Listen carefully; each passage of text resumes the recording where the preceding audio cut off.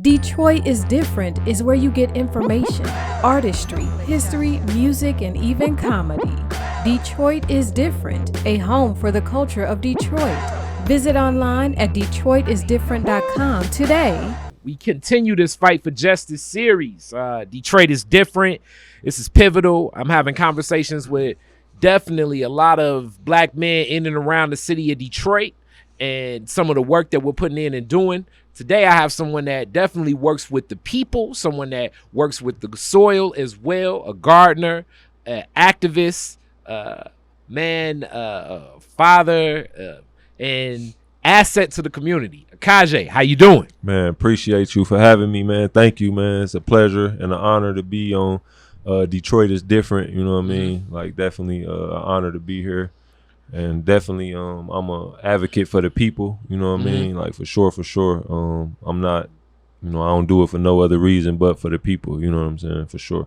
Well, thank you, man. It's an asset of you doing the work that you do. You're helping us start our garden. What we're doing here with Detroit is Different on some of the plots of land that we have access to in our community right here now. We're going to start this Detroit is Different garden, and some of the work you're doing is definitely the work connected to self-sustaining our own community, which ties into everything that's happening right now. It's a huge landscape that we're seeing in the media, and conversations are being opened up within our own community and even outside the community about black people and what we're doing, especially black men. So when you reached out to me and said you have some things to say and some things on your mind about what's happening, I definitely wanted to provide this platform and a soundstage for you to speak on things.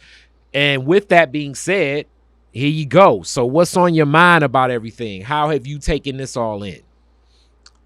Well, the first thing on my mind is, of course, I would like to send my condolences out to all the people, to the families of the victims, the recent victims of police brutality, from this oppressive system of militarized police, you know what I'm saying, that they have in America. George Floyd, Breonna Taylor, Ahmaud Arbery was not killed by the police, but basically his murder was covered up by a crooked police, you know what I mean? And just let the people know that that are out there fighting, and that it's appreciated, all across the country, the people that's doing different things, and contrary to what other people might say, we definitely understand why it's going the way it's going. I do, and a lot of people do. So we salute y'all. You know what I mean? We don't look at y'all as rioters. We don't look at y'all as looters. We understand that comes with this type of situation. You're gonna have people who take advantage of certain type of situations, but we know that the main reason that we are out there is because we tired of being gunned down. We tired of being marginalized in our own community, on our own land, in our own nation. And it's time to stand up, and that's the only way that we gonna get change, if we enact change. You know what I mean? So that's first and foremost. And then to speak on Detroit, and like the scenery of or the atmosphere or the temperament of my city is very disappointing, to say the least. I feel like just on the outside looking in, if I didn't live here, if I wasn't here on the ground, it would look like that we are not showing solidarity with the rest of the country.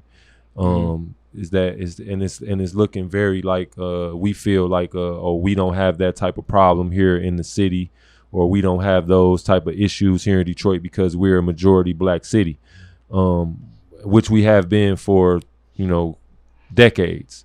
But we've still going through the same issues, and it's still going through the same problems as if we weren't a majority all black city. We still have a terroristic police force here, despite what some other people might say. I've been dealing with the police since I was 13 years old. I'm 34. Most of my 90% of my encounters with the police have not been a good thing.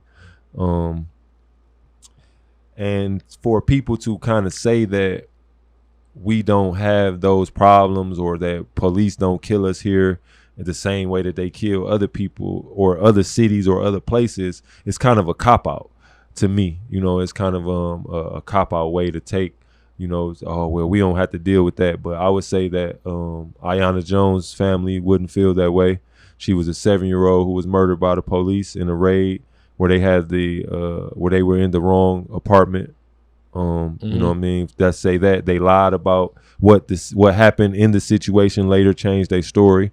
You had 2 mistrials, then you had the 3rd trial where we have a so-called black prosecutor who wouldn't even retry the case again because of the after mistrials. You know what I mean? We have Damon Grimes, who was 15 years old. He was killed by the state police here in the city of Detroit, but the Detroit police stood over his dead body and said that he deserved to be killed and that he got what he deserved and he should have just listened and maybe he would be alive. So that should show you the attitude that the police have. And this was a black police officer who said this over his body. I would never forget that. You know what I mean? Because I advocated for Damon Grimes. I stood with the family. You know what I mean? We couldn't get 50 people at a protest for Damon Grimes. You know what I'm saying? At the time. But I don't go by numbers. I'm going to get out there and we're going to do the work. So it's very disappointing to hear some people say that, like when and so many people who I know and so many people who live where I live go through these type of things with the police all the time. It's the same system. See, it's not an individual police department problem. It's a systematic police department problem. Yeah. You feel what I'm saying? It's the way that the police are made up. It's the origin, where they come from. You know what I mean? A lot of people ignore that. We don't like to talk about the root of the police and where they actually come from. The root of the police are slave catchers. That's where they started. The first given police badges were given to people who were slave catchers. You know what I'm saying? Who were fugitive slave catchers. That's where the whole police comes from, and those tactics are still used today. If you look at it, how the police move, how they act, is still in the same way as in the mindset of a slave catcher. And a lot of the points that you're bringing up definitely have been a part of this series of discussions, Fight for Justice. But you're hitting the nail on the head, even from a Detroit perspective, more than many. Yeah. Because many have spoke from a national perspective. And that definitely has been many of my encounters. I've had a gun pulled on me and in my face from Detroit police officers too many times, starting at young ages. I've already told that story of being a teenager and that happening. But being a black man, that's such a common occurrence that it's almost looked at as like that's casual. Yeah, you shake it off. It's like it don't even bother. Like after a while, it don't even bother you no more. You know what I'm saying? Like with the first couple times it happened to you, real upset, you angry. Like, damn, I ain't did nothing. I'm just walking to the store. I'm just standing outside in my community. I didn't create the community. I didn't create the atmosphere of the community. I was born into the community. So for you to say that I'm, or for the police to just look at all of us the same when they want us to look at them different. You know what I'm saying? They don't want us to look at them as a in a broad space or a broad they want us to look at, oh well, individual. Detroit is different than Chicago, or this individual officer is not that same officer. You know what I'm saying?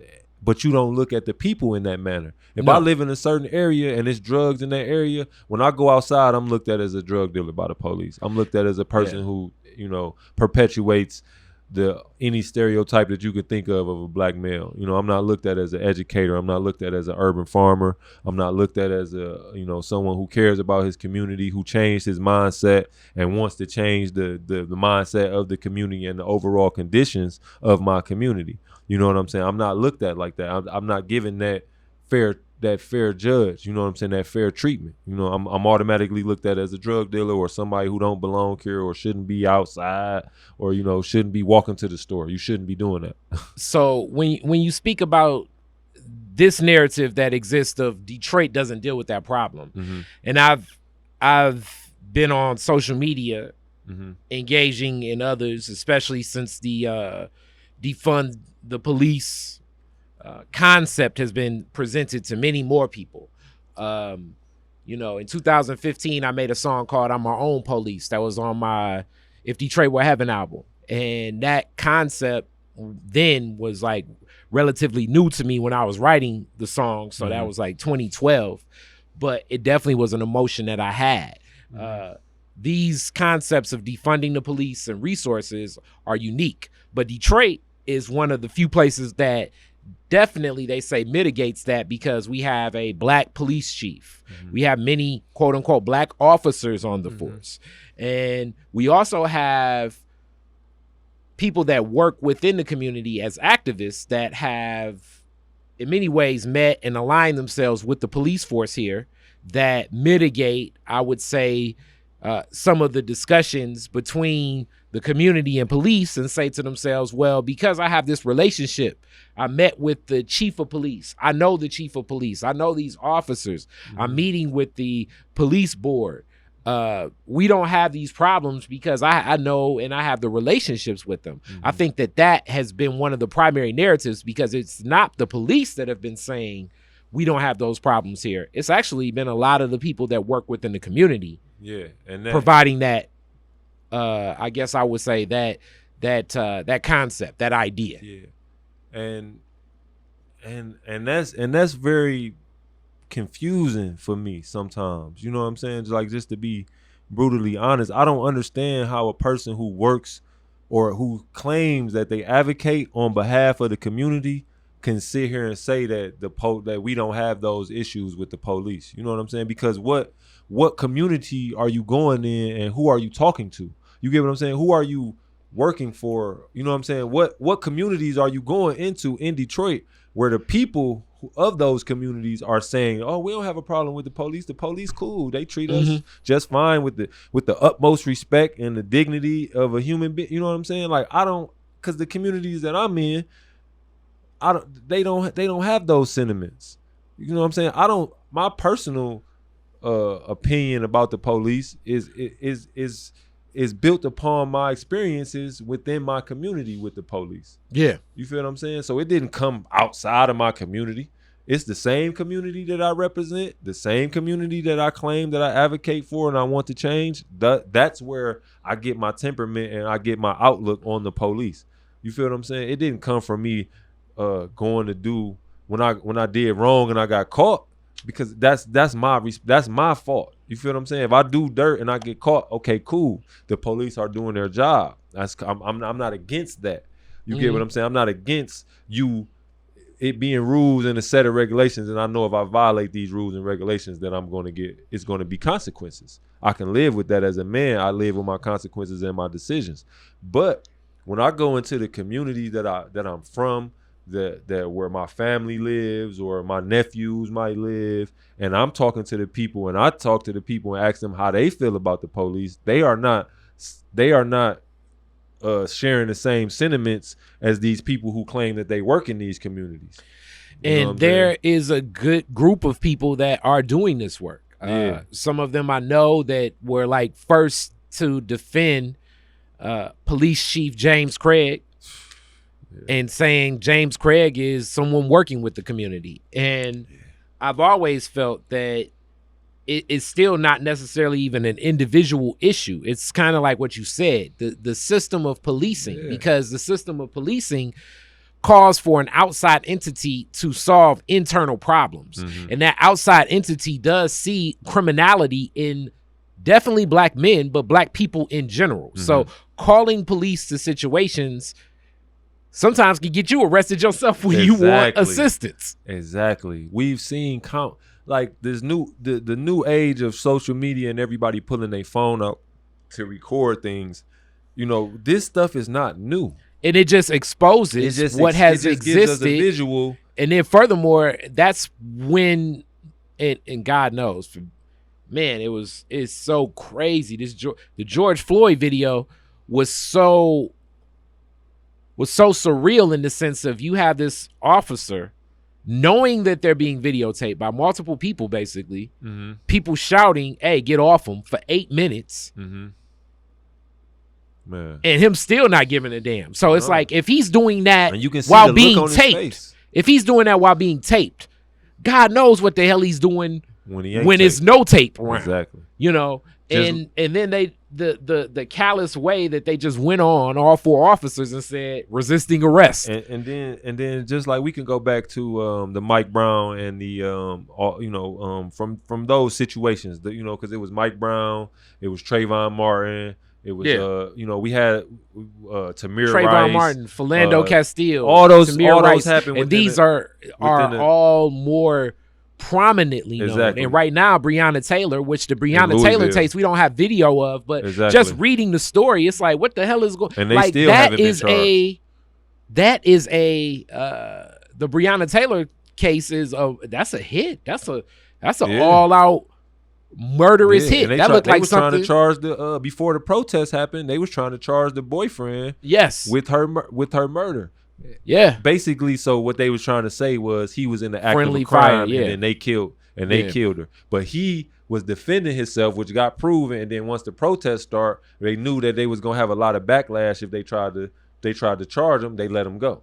Yeah, you know what I'm saying. And we've seen countless times where our people have defended themselves against police, and then we have the community sometimes who will ostracize those people and villainize those people only going off of the police word. And when I feel like if anything, if nothing else, we should give our people the benefit of the doubt when dealing with the police, because the police have 0% credibility, zero credibility in our community. The police should have 0 credibility. Now this is where I would say it becomes a layered discussion. Yeah. And it's good that I have you in here from someone that actually engages the community in a direct level. A lot of people label it grassroots. I still always wonder, what the interpretation of grassroots means, personally, as people always say that about me as well.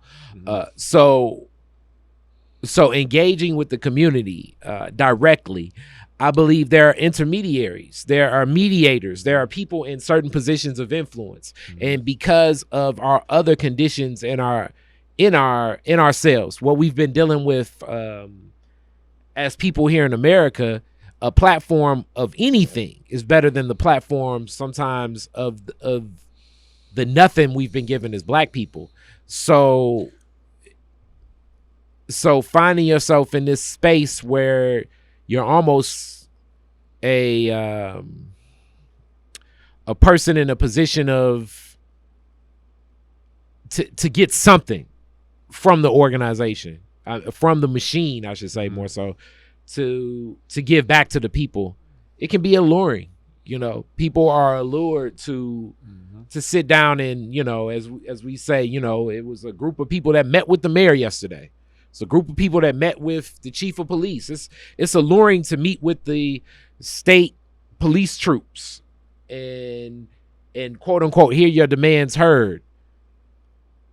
And when you hear your demands heard, now by aligning yourself with what they say they're gonna do, and even if you start getting a runaround, you're caught in a trick bag of it. When they don't deliver, the community looks at you and says, damn, man, you said that this was going to happen, and it didn't. Yeah. And then you go back to the politicians or whatever, and they say, things are slowed down, and we got this Republican state house. We got this Republican president. We got these Supreme Court justices that don't want to change nothing. I'm all for you and I'm for the people, but I want to change it. I feel like you, but we can't change nothing. And then you got to go back to the people and tell them, hey, this person is for the keep people.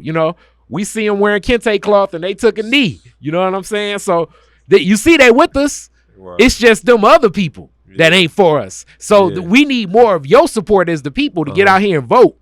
Yeah. Or we need more of your support to get out here and get this petition signed, and that'll change it. Yeah. And the people in the community ain't hearing that shit. No. The people in the community, like, you said A, we want A. You never said we can get A if this, and that all happen. Yeah. And it's many people that are caught in that position. I've been in groups caught in that position. I remember it was a strong fight against Proposal 2, which was the as crazy as it is, I don't know if you remember this fight. It was like one of the bigger fights against affirmative action, kind of led up by a bunch of students that were, I think, posturing, trying to get into U of M. Right. And then you still look at U of M's campus today. It's no more black. Mm-hmm. You know, if affirmative action is in place in U of M,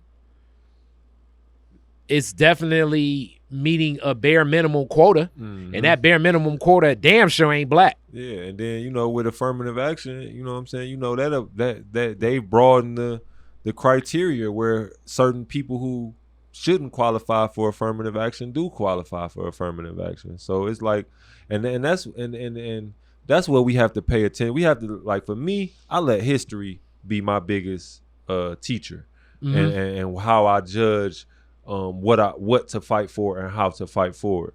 You know, because a lot of people like to reinvent things and claim that they doing something new.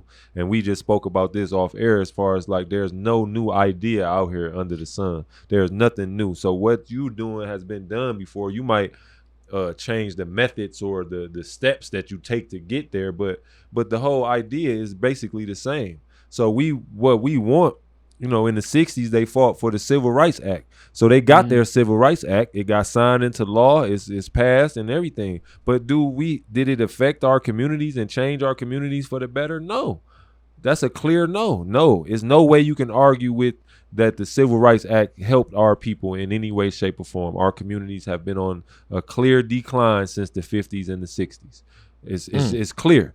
It's not up and down. It's just a clear decline. We have less fathers in the household for a multitude of reasons. We have more women being addicted to drugs, having babies and stuff like that, when that was basically like unheard of in a lot of our communities. And we all know that was a plan and that was put in place, and drugs were put into our communities on purpose. We understand that, but that's we have to look at, what did we ask for and what did we actually get?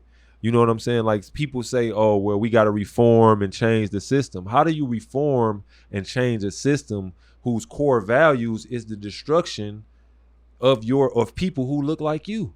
You know what I'm saying? That's what this whole system is based off of. When the 13 colonies originated and organized and they formed their constitution, they looked at you as less than human. And that's why they wrote it in the Constitution. And the same people, the grandchildren, great-grandchildren of these forefathers, of these people, still are alive and in power today. The power has not changed hands from the original 13 colonies. If you look at it and study, you'll see that the power has just been passed down. It's still the same people, the same families, the same infrastructure, the same, basically the same policies. They just reworded them. Just like when people, 1865, we look at that as when we got out of slavery. But then the 13th Amendment also tells you that slavery is still legal in this country. If you get convicted of a crime, you can be used as a slave. And also, all you have to do is look at the prison industrial complex. You know what I'm saying? I was in prison. The most money that I made $15 a month. That was the best job that I had. $15 a month. And there are prisoners who depend on that money every month to survive. Yeah. $15 a month. When you got one phone call is $3. A noodle is 50 cents. You know what I'm saying? Like, so how do you, and then you're not getting sustainable stuff from the actual prison. So they're not feeding you enough where you can survive. You know what I'm saying? But where you're gonna barely survive. You're not gonna do no physical activity. You know what I'm saying? You're gonna walk to the cafeteria, eat, and walk to your bunk and chill. You feel I'm just, that's the reality of prison. People, like, you're not getting rehabilitated. If anything, you learn how to be a better criminal because you around people who not rehabilitated, unless they choose to rehabilitate themselves. That's who you, and then you have to find those brothers who are not just predators or looking to take advantage of you because they got a lot of time and they might need a couple dollars. You know what I'm saying? So they're gonna find you and you gullible and they're gonna take advantage of you. So it's the whole system is messed up. It's jacked up from the top to the bottom. The whole root cause of it is the system that we live in. The country is built on racism, it's built on destruction. So you're not gonna reform that. You don't reform a lion. you know what I'm saying, into a vegan. It doesn't happen. It doesn't happen. Even if you take it out its natural habitat, it's still going to want to eat meat. It's still going to, then eventually it might bite you. You know what I'm saying? It might turn on you. You know what I'm saying? Because this is a lion. So this system, they might make things like, they dress up in the kente cloth. They'll give us the Civil Rights Act. They'll give us empowerment zones, affirmative action. We can go through countless and countless lists of legislation that they've passed on behalf of our people. You know what I'm saying? But 9 times out of 10, it's not a person that has our best interest who's even formulating the legislation, who's writing it. You know what I'm saying? They don't come from a place where they can even halfway understand what we go through and how it is to wake up every day and feel how we feel. You know what I'm saying? And to basically live in a place where you feel threatened every day. You know what I'm saying? All right, so you talk about living in a place where we can feel threatened every day. And the root of what this history is and how distorted it can be. Mm-hmm. You've moved towards urban farming and gardening as a gateway for community and your own independence and community away from the system. Mm-hmm. What led you into this? I've always been interested in growing my own food. I've always understood that why would I allow another person to control my livelihood in that manner? Because food basically is the fuel to your life. Without food, you don't survive. Without food and water, you'll perish. Mm-hmm. You know what I'm saying? And I've always had a problem with having to pay for something that's so dear and near to my life. Mm-hmm. You know what I mean? So if I don't have money, then that means that I don't deserve to live. I don't deserve food, nourishment for my body. You know what I'm saying? Just to get through to the next day, to maybe make a difference, or get a job or whatever it may be that I need to survive in this society. So with that thought process, once I got out in the community and started meeting different advocates or people who are out here advocating, I bumped into a brother who was doing a garden over on Ferry Park. So I helped him with Yusuf. He did a garden. We started off with the guerrilla garden, and I just got into it and I helped him. And then once I started doing that, I started to learn more about my own family history and realized that I come from a long history of farmers. But I never knew this. I didn't know this. I didn't know that my whole family, basically on both sides, was on both of my mother's side, her mother and her father's side, they had a long history of agriculture in our family. So once I realized that, so I kind of like, okay, so this is something that I should be doing because it's in me. I didn't really I definitely study, I definitely read and research and get on point, but a lot of what I know was already inside of me. And once I started gardening and farming, it was like I knew certain things that I had never really studied. You know what I'm saying? It was just innately inside of me. It's like I knew how to identify certain plants, but I didn't read and research them. You know what I'm saying? I went and read and research after the fact to kind of check, like to make sure that I wasn't putting out any misinformation or, that I was on the right path. So it's basically like, and then as I started studying and I started doing some research about liberation movements, you know what I'm saying? A lot of them were based off of land and agriculture. You can go to the Republic of New Africa. You know what I'm saying? They chose some of the most fertile land in this country to choose and to say that we would claim for us as a people. The 5 states that they claim, they're very fertile. You know what I'm saying? Very good land down there for us to live. And that was purposely done. The RNA picked that, the Republic of New Africa picked that land on purpose. And a lot of the people who were, at the forefront, who were soldiers and warriors, were were farmers, or doctors or herbalists or stuff like, natural people who use the earth and nature as our, as a way of liberation. That's one of my mantras is liberation through agriculture, because agriculture is not just growing food. Agriculture is the working of the land in general, period. So if you mine diamonds, that's a form of agriculture. If you mine copper or all those, that's a form of agriculture because it's dealing with working of the land. You know what I mean? And then once I realized that, And I started doing a lot of studying and working with Baba Malik here at D-Town Farms, Baba Tunde, which I was in prison with, and continue to study with him, outside of prison too. It was just natural. It was just a natural, way for me to go, and it's very needed in our communities because we don't have a lot of. We only really have two major chain grocery stores here. We have Myers on 8 Mile and we have Whole Foods. All the rest of them are, little neighborhood grocery stores, and they're not efficient. They're not up to par. You got bad produce, you got bad meat, you got bad products, period, because the people who own them don't come from this community. We don't have one black-owned grocery store in Detroit, in the 88% black city. We have basically the whole Detroit, if you don't live by Whole Foods or the Myers, and then is a food desert, and food desert being that you don't have access to fresh produce, and a fresh grocery store, a good grocery store that sells things that are not outdated, or not need to be sold by tomorrow type of thing. And if you go into these local grocery stores, majority of them are of that quality. They don't have any thing that is basically good for you or that can help you sustain your life or that can give you the proper nourishment that you would need. So that was my goal, is to provide the proper nourishment for our communities that we need. Okay, so on this journey, what has it awakened in you? As you said, it definitely ties you to your own family roots, finding out a whole lot more about the ties that you already have to farming and gardening, and knowing how to grow your own. What else has it connected you to, and what opportunities has it created for you? Like I said, it has connected me to actually a national, basically I would call it maybe a national coalition of people who are growing their own food. Like, I've met people from Florida. I've met people.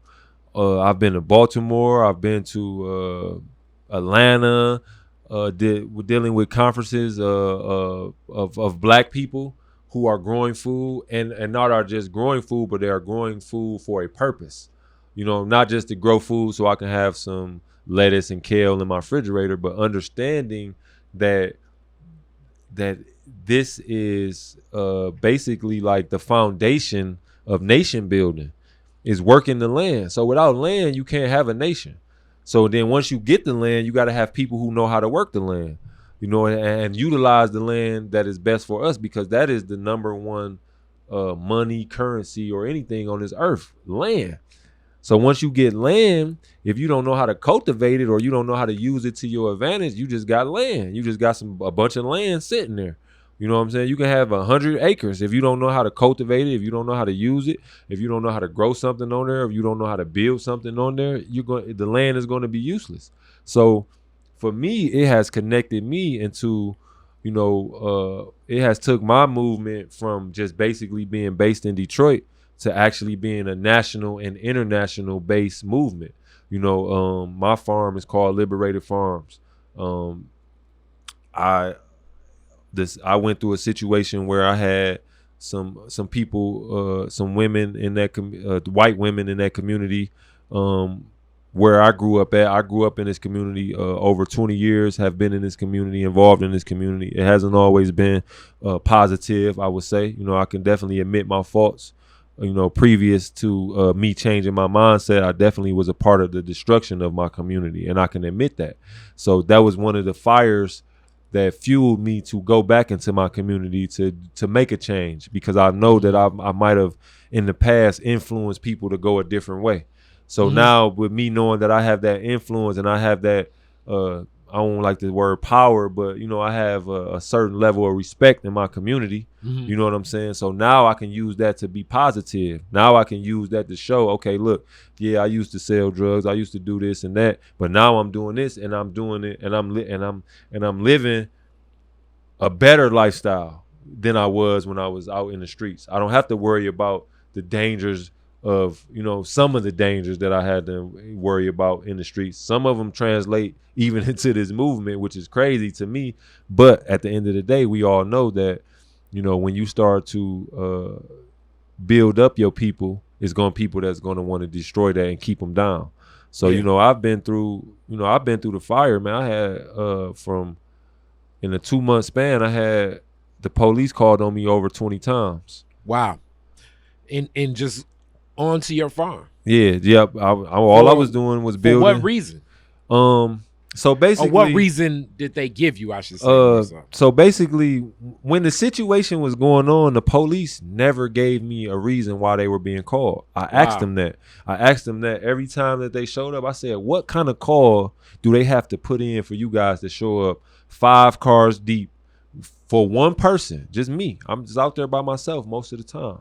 And I'm glad that I was out there by myself most of the time. You know what I mean? Yeah. Because I know that it can escalate different the personalities situation can sometimes. escalate. Exactly. And I don't like the police. I don't have a good thought process with the police. And when they approach the way that they approach, I'm already on the defense. You know what I'm saying? I'm already on my stance. You know what I'm saying? So it was like, you know, as it was going, I couldn't quite understand. I'm like, well, all they have to do is just get on the phone, call the police, and say anything that I'm doing, anything, and you guys show up on their defense. But when I show you and expose to you exactly what I'm doing, I can show you the plants, I can show you the garden, I can show you where I'm boarded up the house, I can show you where I cleaned up the area by the house, threw all the trash out. You know what I'm saying? I'm showing the police this as they pulling up. I'm like, look.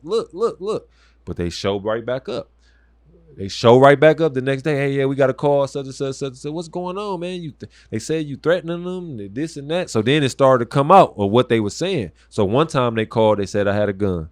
I'm out there raking leaves. I don't have a gun. This is on, and I didn't find this out until I was arrested, and then the body cam footage from the police officer came out. So when he pull up on me, he don't tell me that they said that I had a gun. He pulls up. So he pull up on me, talk to me for a minute, then he pull up on the women who called. After he pulls off, he pulls up to another police car, but his body cam is running. So we got this footage at the trial. So on the footage, he's saying that, you know, this is crazy, whoop-de-whoop. They said that he had a gun. He don't got a gun. He just out here raking leaves. I was literally out there raking leaves. They called the police and said that I had a gun. Wow. So now, you know, after all of that, and so now I know basically that they were trying to use the police as a weapon. They weaponized the police. Exactly. And it's funny. This is in the shadows. I saw just a moment of the Oprah Gayle King special about race in America, and it just happened to hit on the moment where Gayle was interviewing the Birdwatch man in Central Park. And it was his sister that put that video up, and his sister spoke. Yeah, my brother sees things differently than me, and he even spoke and he told Gayle, and it's like, wow, that's surprising. He was like, you know, I don't even wear contacts lenses because as a black man, I know that if I have glasses on, I'm less threatening. And I was like, damn, this is deep. Yeah. Just seeing him normalize that whole experience. Yeah. And as the women in your neighborhood, the white women in your neighborhood, your new neighbors in the neighborhood, just function in a different way. Yeah. As I say, like, even looking at defunding the police, even the criminality angle that exists in our community, like I believe it's an organic way to approach people. To have an exchange with people. I've been living in this neighborhood for years. Yeah. My dad used to have some very interesting exchanges with sometimes some of the dope boys in the neighborhood, but it still got to a point where they ended up respecting my dad, where it was like, look, kids are on this block, so you need to conduct your street business in a certain way that honors the children over here. Exactly. Sometimes you can approach people in a way that can do what we would love for police to be able to do, and that is to diffuse situations, all based on what your approach to dealing with people are. And that's the tough thing about people, white, and I'll even say even black. If you don't understand the context of some of the Detroit communities and the inner city neighborhoods, then you're going to more than likely criminalize everything and everyone. Yeah. My neighborhood right now, in this house here, this Detroit is different incubator space. It's been people that don't even want to come here for an interview because they look it up on the map or they drive down the street and see a house is boarded up and they're like, am I cool? Am I safe? And I'm like, yeah, you're beyond safe over here. Right. If anything, I feel like I'm safer in a neighborhood like this than I am in a neighborhood that I guess America labels as safe. Exactly. Basically, and that's a place with a better school district. Yeah. I assume a better school district is a lot of white children live around there, and I assume any place with a lot of white children is probably a place that I can get the police called on me. For nothing. Exactly. For walking up the street.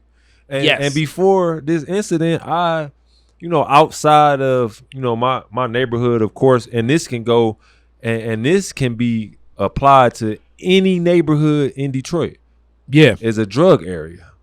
You feel what I'm saying? Yes. Almost 90% of Detroit can be classified as this. But the reality is, as we're seeing with this quote unquote, even though it's labeled different, the opioid addiction. Yeah. America itself is a drug area. Exactly. Exactly. CVS is a drug dealer. Like we can label it what we want to, and we'll say it's a different transaction and blah blah blah blah blah. Yeah. But as we see through the prescription painkillers and stuff like that, America's a drug dealer. And the crazy part about it is that one of the officers that was involved in the situation, he was the community police officer, right? Mm-hmm. So he gave me a card one. This is maybe the 15th time the police done been called on me. So I'm frustrated.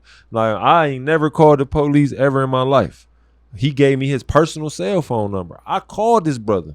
Mm-hmm. I said, bro, I'm tired of the police getting called on me. I said, you see me every day. You ride past me before they even start calling the police on me. He used to ride past me every day. Every time I'm at the field, he'd hit the horn, whoop, we whoop, whatever. I throw the deuces or I don't, whatever it is. You know what I'm saying? So he knew that I was my presence has already been in this community before these women start calling the police on me.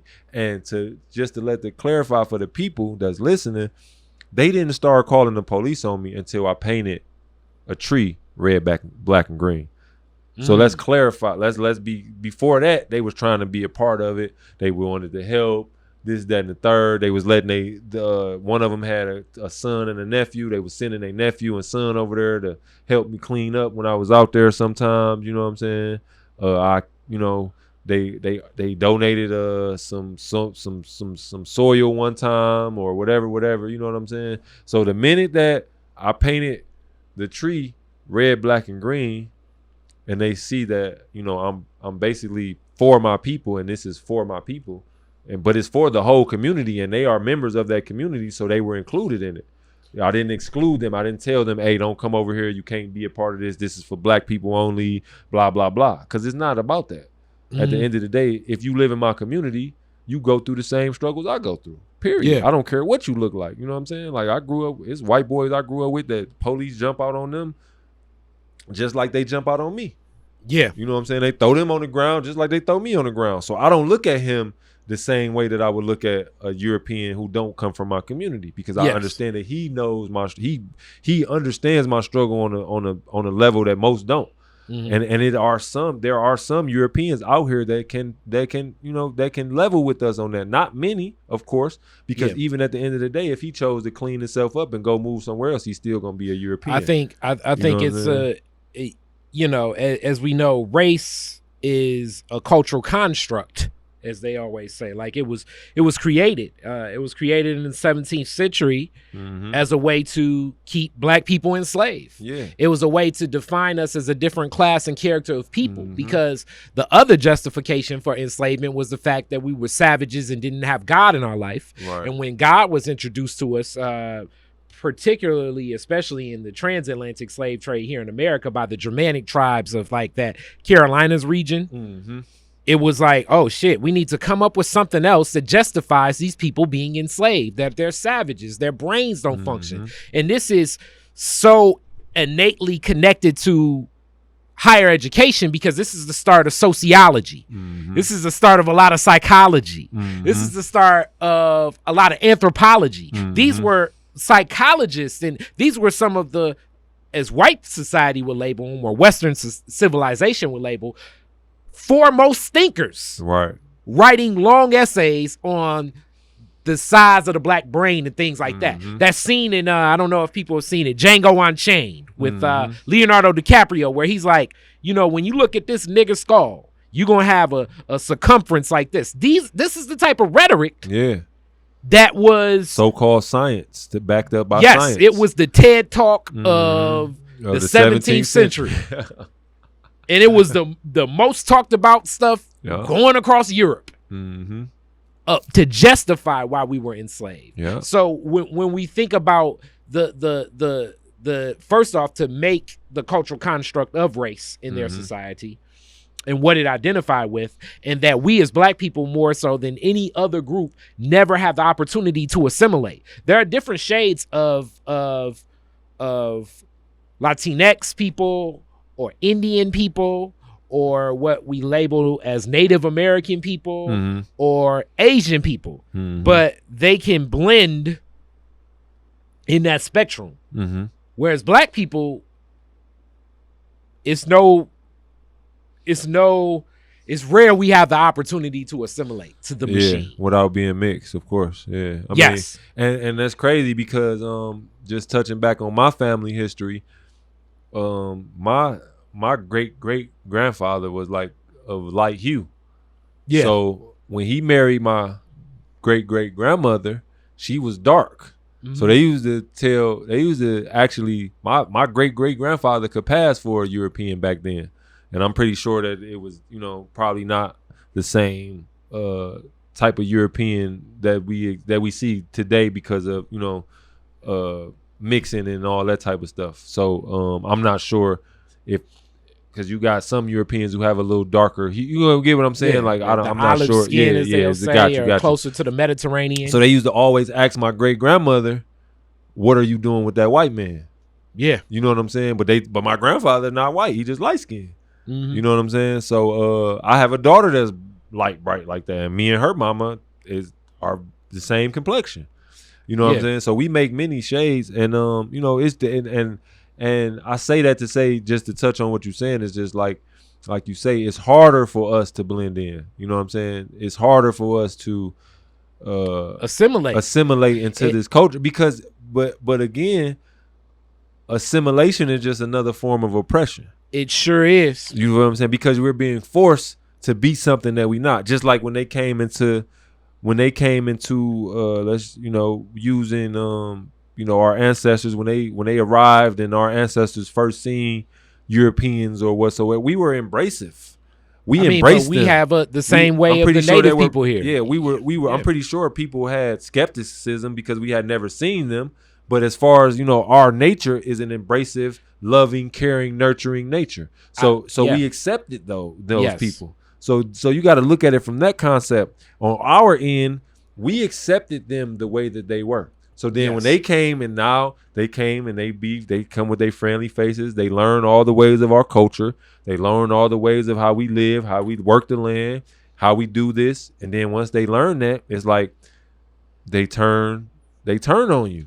Well, I think you know what I'm saying? It's like I think historically African civilization is one of abundance and community because it's the cradle of civilization. Exactly. It's abundant with resources. So whereas Europe is the opposite. It's scarce. The whole idea of capitalism, as I was speaking in my last interview, is built on scarcity. It's not, you know, winter itself is a reason to want to have weapons, whereas in Africa it's abundant of fruit, vegetables, animals, water, minerals, like everything you would want. Where now people have the autonomy to focus on developing knowledge, investing in so much other than just thinking of weaponizing themselves. Whereas Western civilization is based on individualism. It's based on ownership. It's based on concepts that are not African based. Even to this day, with our disconnect in our own black communities, as you just spoke about, you know, the way we build, we have that in we have the natural disposition to be that way. We don't have the We don't have the fears of violence. Like even like here's a classic example I always use: sci-fi movies. And I'm not the biggest sci-fi person, but when most sci-fi movies obviously are built from the lens of Western civilization, as it's, you know, a part of the media machine, is a big part of it. But they always see aliens as coming to Earth and attacking us. Right. Black people would never see aliens as coming to the Earth and attacking us. We would see aliens as coming to the Earth and being able to engage with what we consider an alien is. Right, exactly. But that just shows the lens of how Western culture sees things. Yeah. And that goes to show you how they look at us, how they view, because that's their nature. Yes. You can't ignore the nature of something. Like we were just talking about the lion. You can take a lion and you can put a lion in the zoo. But the lion is still his nature is still there. You can compress that nature. You can repress that nature to where it doesn't come out as often as you know, because you don't want it to. You can drug them, you can de-teeth them, take all their claws. You feel what I'm saying? You can do all this to a lion, but at the end of the day, when that spark, when that nature click, is going to do what a lion does. You feel what I'm saying? And that just goes and I can use that as for our people, is when we are left alone and we are allowed to build in a way that benefits us, we thrive, even in an oppressive society. Yes. You can look at it. There have been, you go back to Reconstruction, when the first 15 to 20 years after slavery, we thrived. We came from being miseducated, being not taught how to read, not this, looked upon as savages, to building cities, to being congressmen, to being everything that you can think of. We had all the skills. Building economic systems. Because during slavery, the slave master didn't really have to have a skill. He really didn't do anything. I would, you know, if you got free labor from everybody else, why would I be working? I could be doing whatever I want to be doing. I would argue even to now in our community. Yeah, of course. We still even with thrive. even with the street economy. Yeah. Even though it's one of those weird things, like when members of the street economy are glamorized through people like Al Prophet or DJ Vlad, they're looking at it from a Eurocentric lens of like, this is how much money they made, this is how many murders they had, this is their conquest, and these are the material goods they had. They never look at it from the flip side, or even a Pablo Escobar too, like the way that, you know, it's so many people in the street economy that turn around and just reinvest into different programs and different people they know doing real things. Like it's, when you look at it's existed, like where, like, why, you know, where it floors, I think, sometimes people that are not of our culture and our community to know, like, damn, why would one of these biggest drug dealers just go on and just give those that pay rent for all those people for no reason? Right. And it's like, it happens. Whereas like in a movie, it's like, well, I'll pay your rent and I can make it a drug house. It's like, no. That rarely happens. What usually happens is it's like, if you're in this community, you'll be surprised some of the relationships and some of the adoration that people have for people doing real work on all levels. Yeah, and that just goes, like, we can go back, just another prime example of that. We can go back to the Panthers. Yeah, like I know personally, you know what I'm saying, some members of the Panther Party from Detroit that was a part of, you know what I'm saying, Detroit, and how they did it. You know, this is just from, you know, conversations how they did it. They went to the drug dealers. You know, they went to because they understood that they were looked at in the community as a prominent figure. And more they also so know than that, a politician, or more so than a TV movie star, because these people have, you have a direct connection right now. I can come talk to the drug dealer. You know what I'm saying? If I need rent money, I can come talk to the dope man in the hood. If you know what I'm saying? So the Panthers actually went to those people, you know what I'm saying, as a gap builder to the, you know what I'm saying, to create programs. A lot of their programs were funded by those people, not necessarily from drug money, but from those individuals seeing a purpose work. in what they were doing. So they said, here, you need this. We'll give it to you. And this is not something that I'm speculating or I'm guessing. This is directly from the horse's mouth of people who lived it and breathed it. You know what I'm saying? And I know that from experience even today. I mean, almost every a lot of contributors, news, you know what I'm saying, might be on the outside world, outlaw type of world, or the street economy. Yeah, exactly. The street economy. I like that. That's a good term. The street economy. But the street economy but that's the main economy of our community. When you really think about it, even especially in Detroit, we know Detroit. Like Detroit is different on that level because I've been to other cities and it's like, you know what I'm saying, like that really fuels the economy in Detroit. Well, I think that the tough thing about that, it's a couple things. One, another point I brought up in one of these interviews on the series, most black newspapers were started with money from the numbers man. And that's across, because lending is not an option for black banks are not giving loans to black people. That's just not what banks do. So that's step one. But step two is when we look at America, we have to question what is, do we accept all of the rules and the laws? I think there's a way to do something that America may label as illegal. And then there's a lot of things that are immoral in our community, but they're perfectly legal. Like the way that a person can buy the home of someone that's still living in it, but they say that it's foreclosed on. To me, that should be illegal. Exactly. But America will say that's immoral, but it's still legal. But I'll say you have a family living in that house. Yeah, because but this man right here may be doing something that they'll say, he's running numbers, and it's like, okay, but the people that are in this, the people that are in this, are growing weed or whatever. Like, it's certain things that American society labels as illegal that we accept as saying it's still moral in our community. I agree. But this legal immoral act is something we hate in our community. Exactly. We hate in our community. It's just like a drug. Like a drug dealer will get 30, 40 years, and a person who touch a baby will get 3 or 4 years. In prison. It's the same thing. When I was in prison, the pedophiles and the rapists were protected. Like if you did something to them, you caught a new case, a whole new case. But if I get into a fight with a regular dude or a Nazi, and they beat me up, it's not going to be a hate crime. But if I get into it with a pedophile and I beat him up, and I just say I happen to say pedophile while I'm beating him up, or gay or whatever the word or whatever it is, it's a hate crime. You see what I'm saying? It's a hate crime. Just like I was having a conversation. No, we had to say that for another. But it's like everybody tries to accumulate or equate their struggle to our struggle as a people. Yes. And I don't agree with that. Because I didn't ask to be this way. You feel what I'm saying? I was born this way. I was born who I am, and I was hated, discriminated, and oppressed from the day that I was born. Well, I think you know what I'm saying? By this society. You know what I'm saying? The skin we're in changes a lot of other like even the struggles that Jewish people have had historically in the world.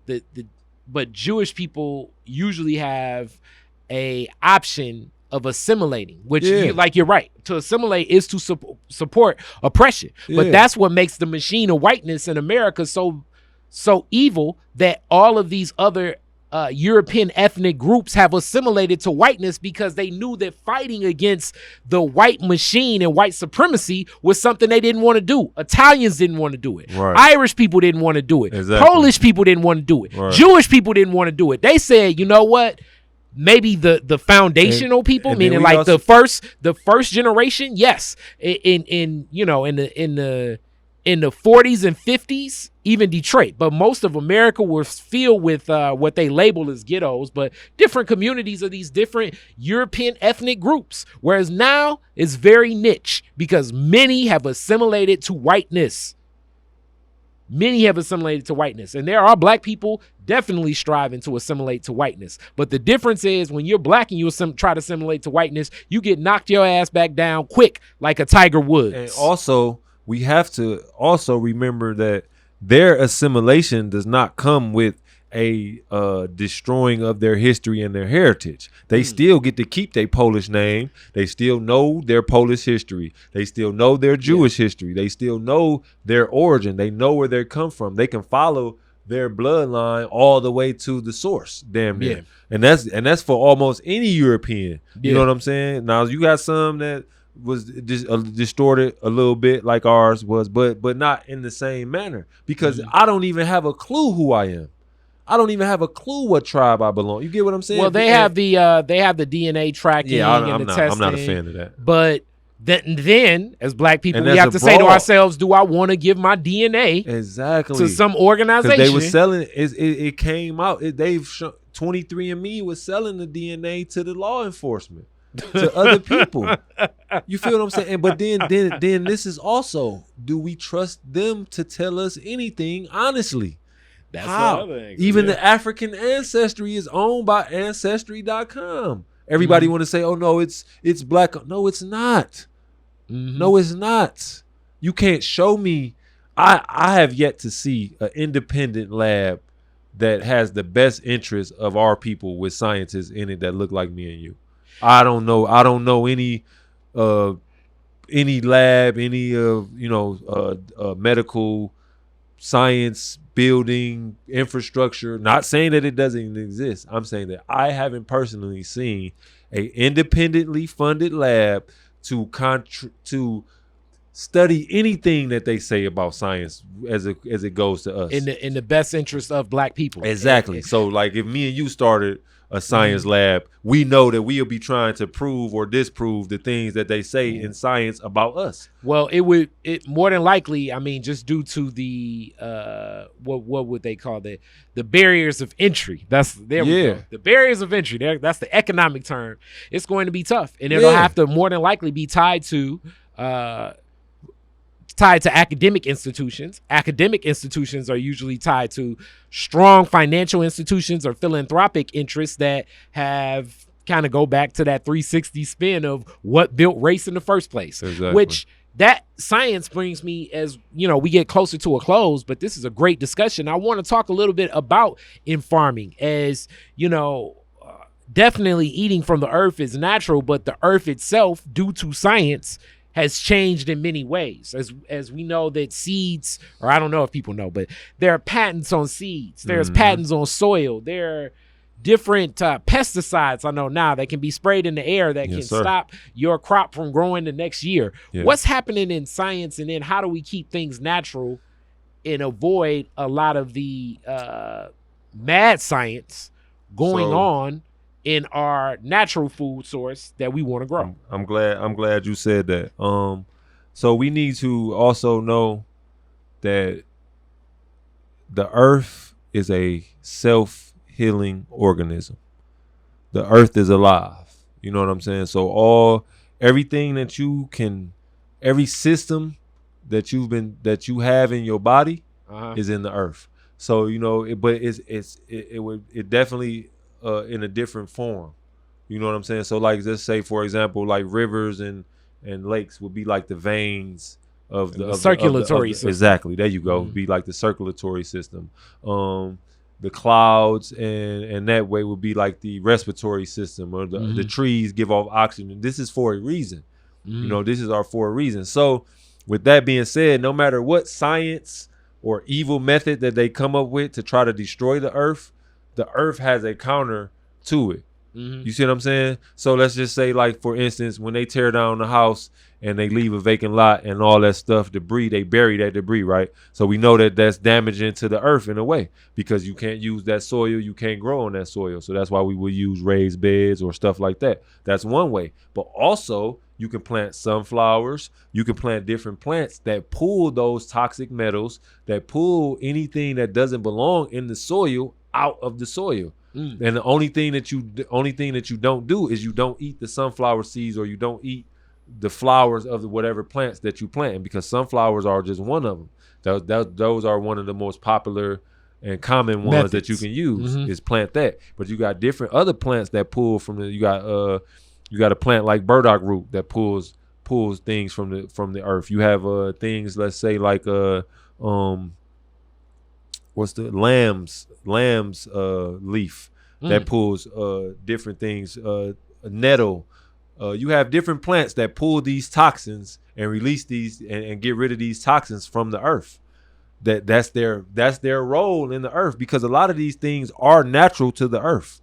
You get what I'm saying? They come from the earth. You get what I'm saying? Even some of the toxins.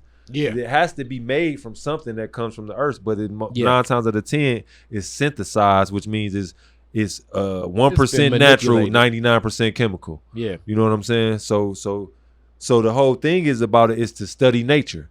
You know what I'm saying? And it's a science to that. You know what I mean? It's a science to that. Agriculture is one. Agriculture is a science that will help you know how to get rid of certain things out of your soil, how to counteract GMO seeds. And another thing with the seeds is also this. It's something that I know, like, even if you have, just like you can go in the lab and they can change the seed, the earth can change the seed back. You get what I'm saying? So what most GMO seeds are, they don't regenerate. So you only get one crop and that's it. So like if you got a GMO tomato plant, you would get your tomatoes, and then once you pick your tomatoes, no more tomatoes will come back on the plant for that season. So once you get a ripe tomato from that plant, but a real tomato, most tomatoes are going to keep replenishing until it's too cold or the season is past. You see what I'm saying? But you also have the earth that will be able to, the earth and the way it's made up. If you just plant that seed, and you get so say I plant a GMO seed, right? A tomato, and then I take the seeds from that tomato, from the GMO plant, and then I replant that. You get what I'm saying? Most GMO plants are not going to have, they don't regenerate seeds. You get what I'm saying? So, but you'll have some that do regenerate seeds. So I would take the seed from that tomato and I plant it. So now it's one, by me planting it in a natural soil and giving it a natural environment, it's one step. It's going back. It's reversing the GMO process, basically. So what a GMO is I take a piece of a pepper or a pepper or a seed from a pepper, and I grow it in a lab without anything natural. So it doesn't have any natural properties to it. So let's say I take that same GMO seed that was created in the lab, and then I reverse it and I start putting it back into nature. It's going to reverse that process. It's nothing that nature cannot reverse. Wow. You see what I'm saying? And the same that applies to your body, because I'm an urban farmer and I'm also an herbalist too. So I don't use Western medicine too much.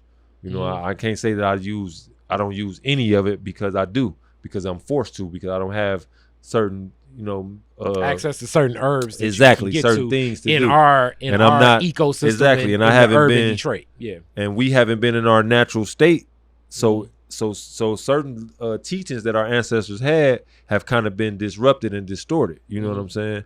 So with that, your body is the same way. You can reverse anything as long as you can use the bathroom, as long as you can eat food and pass that food through your bowel and your urine. You can heal yourself from anything. And that comes from, I didn't study. I'm not against Dr. Sebi or anything like that. I didn't study Dr. Sebi's methods. I didn't study under his teachings.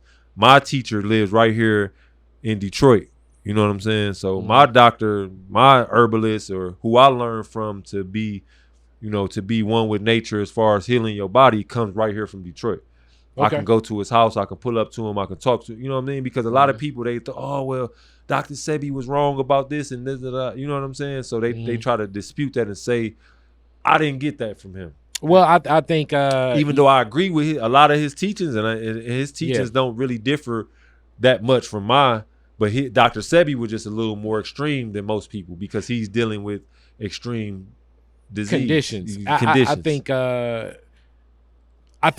think some of the things that when Dr. Sebi is brought up or challenged is unique, because he's held to a higher scrutiny than even our quote unquote medical professionals are. Of course. And it's always, as they always say, they're practicing medicine. It's rare, as I've seen death more and more in my family as I've grown older to health conditions. And I don't know if people are listening to this, but usually they're it's sometimes your loved one will run into something going to a hospital where no one can even diagnose it. They'll say we need to run more tests and more tests and more tests, and maybe this expert and maybe that, and you'll say to yourself, maybe we should have went to that hospital or whatever. But they're practicing. But the number one thing is kind of what you said, for me at least, is calming, is our bodies are living organisms, and all of us respond to different things differently. Exactly. COVID-19 should have been a very strong opening of learning that, like, you think you can make it absolute, but this isn't a video game. It's not like,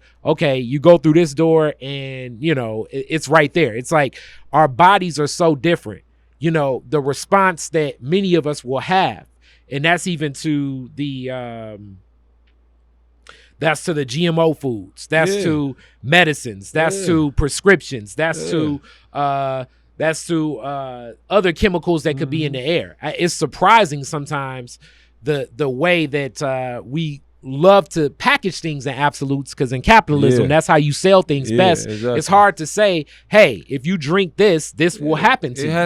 Whereas it's just not, the human body does not function like that. And your environment plays a major role into how your body responds to any and everything that you do to it. Yes. See, and that's one thing that we as our people need to recognize and realize. Living in the inner city, because that's where most of our people live now. You know what I'm saying? We don't live out in the country and on the farms like we used to. You know what I'm saying? We're in the cities now because of the industrial boom of this country.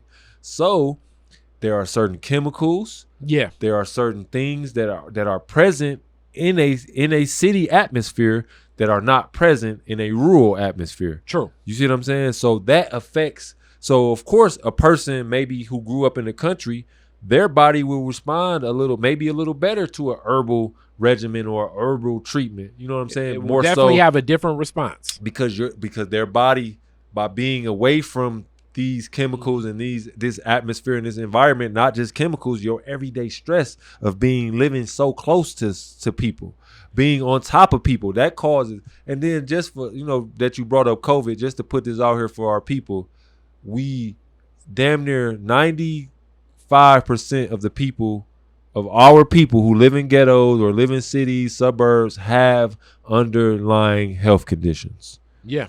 Even if you don't know, even if you've never been to the doctor, you feel healthy, you all that. Yeah. If you eat certain things, you have a underlying health condition. If you know what I'm saying? It's just that simple, because most of our people don't really pay attention to what they putting into their body. They don't read the labels of the, you know what I'm saying? It's just I didn't before I started, you know what I'm saying, being conscious of this. I didn't read the labels of the food, not for the reasons that I read them now. You know, I might have read it to see, you know what I'm saying, like the price or cholesterol, fat, and stuff like that, instead of actually looking at the actual ingredients, the names of those ingredients, Googling them, researching them in medical books, seeing what they do, where do they come from, why do they put something that come from antifreeze in our food at all, period? Why would you put 1.0000% of that? Like, I don't care. Like, why would you put any of that in our food? There's no purpose for that in our food. Yeah. You see what I'm saying? The preservatives that they use to keep you, like, I was in jail when I was in prison, right? I first got to prison. A guy showed me a tuna pack. I got to prison. I was in prison, 2008, from 2008 to 2011. I think I got to actual prison in 2009. He showed me a tuna pack from 96. In 2009, he said he bought that the first year that he got out and kept it his whole bit. The expiration date was his actual date that he was supposed to get out in 2010, 2011. What is in that tuna? You leave a piece of tuna out for 2 days and see what happened to it. See how bad it stinks and smells. You feel what I'm saying? So go catch you a fish and leave it out in the open, or even leave it in a bag. Yeah. You feel what I'm saying? What is in that food that's going to make that food last 10, 15, have a 10, 15 year shelf life? Yeah. A lot of these canned foods, what are they putting in them? Because don't get me wrong, there are natural ways to preserve your food, even for months and years, but not no 10, 15, 20 years. You get what I'm saying? It's not. So you got to know that whatever it is unnatural. And if it's unnatural to your body, it's bad for your body, period. If it doesn't come from nature, it's bad for your body. It's just that simple. A lot of our people don't want to have the discipline that it takes to eat, especially in this society. It takes a lot because we can't walk up to the tree and just pick an apple and pick an orange like we should be able to. You know what I'm saying? Because capitalism creates that. Yeah. You got to buy food, but you need food to live. So that means if you don't have money, you don't deserve to live. And our people don't like hearing stuff like that. They don't like talking about stuff because it makes them uncomfortable. Yeah. Like, well, what am I supposed to do? What am I going to do? What do you mean? What are you going to do? Whatever it takes for you to eliminate that from your life. Yeah. You know what I'm saying? So that's why another main reason that I grow. I don't want anyone to be able to dictate to me. If I got to eat kale every day for the rest of my life because that's all I know how to grow, then I'll just be eating kale. That's deep. You know what I'm saying? Because don't get me wrong, I go to the grocery store. I'm not sitting here telling y'all like I don't go to I'm under the same oppression as anyone else. Yeah. Everybody, I don't care how free you think you are, how free spirited and spiritual and all that, like people be saying, you still under the same oppression I am. You know what I'm saying? You want to make an excuse and say, "Oh, I'm free. I do whatever I want." Okay, cool. That's cool. Maybe you free. Yeah. But you need to help me get free and help the rest of us get free too. Yeah. Because freedom with you by yourself is nothing. What is that? That's deep. You know what I'm saying? What is that? I can't be free by myself. I can't do anything by myself. I'm not an independent person. I'm an interdependent person. I depend on you. Yeah. I don't have a studio. Yeah. I don't have this equipment at my home. So I can't come put my voice. I need you. You know what I'm saying? We don't look at each other most of us don't look at each other as we need each other. I need my community. But that's the individualistic thoughts that are built in capitalism in Western civilization that are far from what we stand on. Exactly. This was a deep discussion, man. I'm going to definitely get you back. How do people get in contact with you if they're interested in learning more from you? Well, they can contact me on Facebook at Liberated Farms. That's on Facebook, Instagram.